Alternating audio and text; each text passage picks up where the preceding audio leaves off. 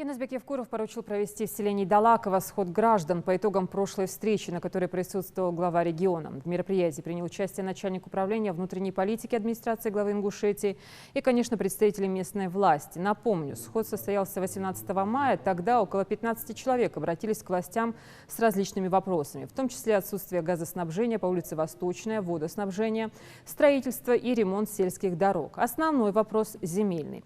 Жители просят выделить им участки для строительства КФХ. Есть и те, кто обращался с просьбой трудоустройства. Часть вопросов решены, остальные остаются открытыми. На сегодняшний день большая часть этих обращений она уже исполнена. Некоторые находятся в стадии исполнения, в стадии своего обсуждения.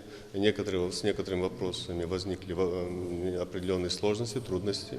Сегодня мы их записали.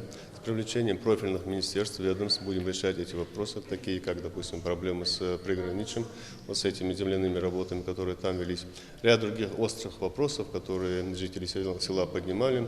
Сегодня эти вопросы еще до конца не решены, но информация эта будет доведена до руководства республики, и соответствующим образом будут созданы рабочие группы для того, чтобы довести эти вопросы до конца.